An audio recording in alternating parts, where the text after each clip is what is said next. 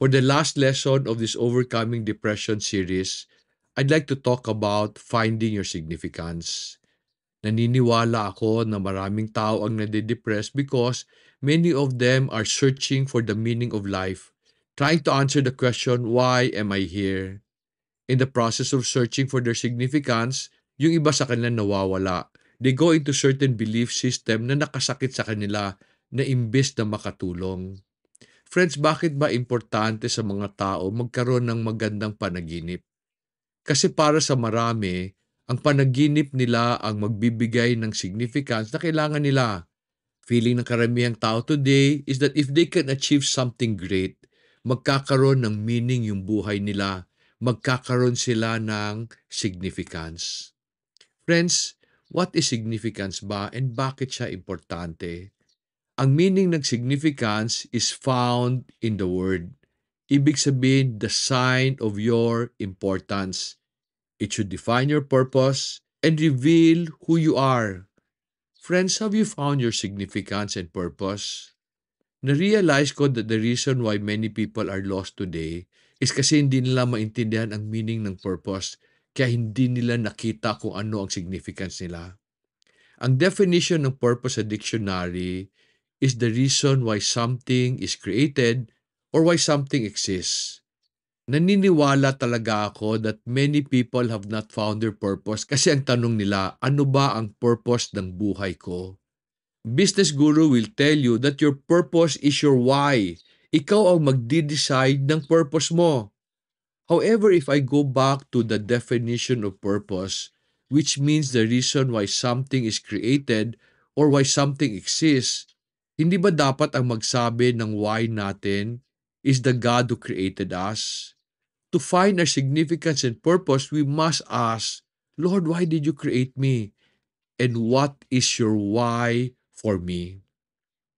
Do you know that David asked this question from the Lord in Psalm chapter 8 verse 4?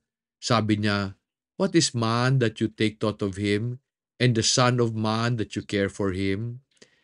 And God answered him and revealed his purpose in verses 5 and 6 of Psalm chapter 8. Basahin natin ha.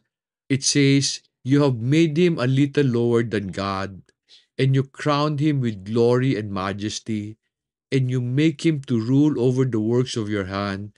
You have put all things under his feet. Friends, sabi ng verse 6, God created us to rule over his creation. To rule over does not mean to lord over or have dominion or be in control.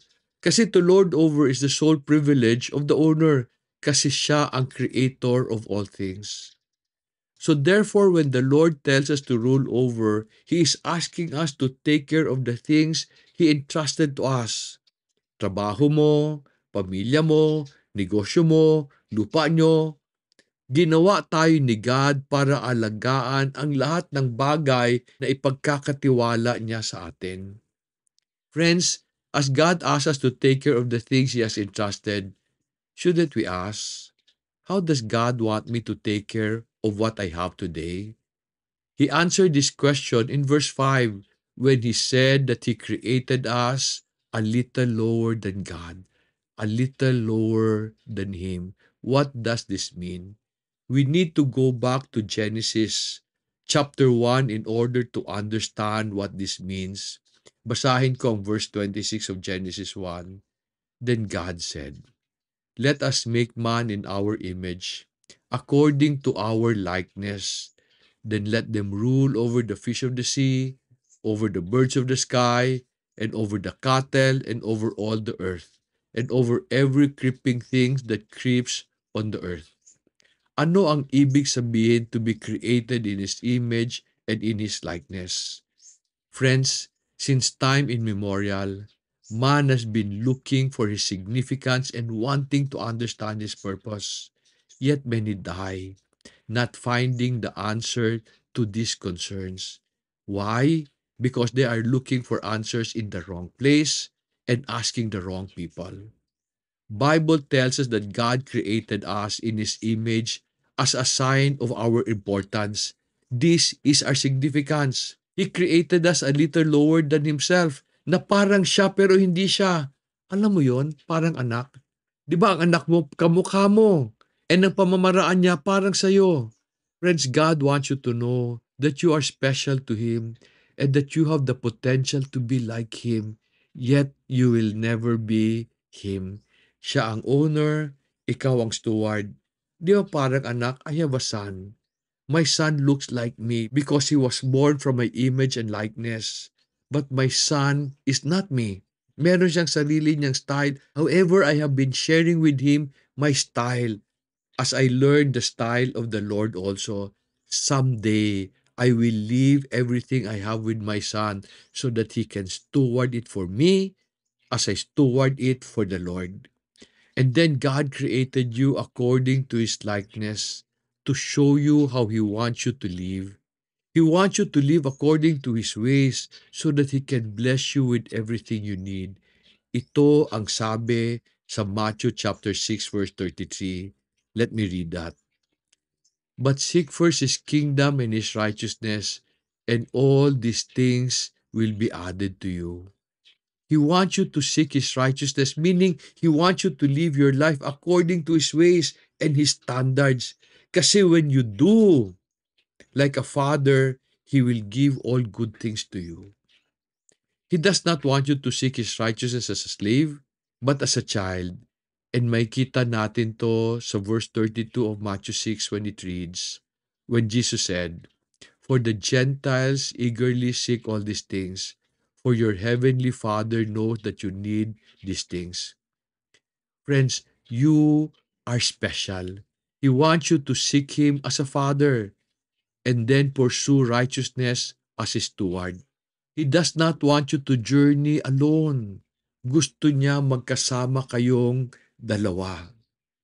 The reason why many people today are lost is because you're trying to find your significance sa anong pwede mong gawin.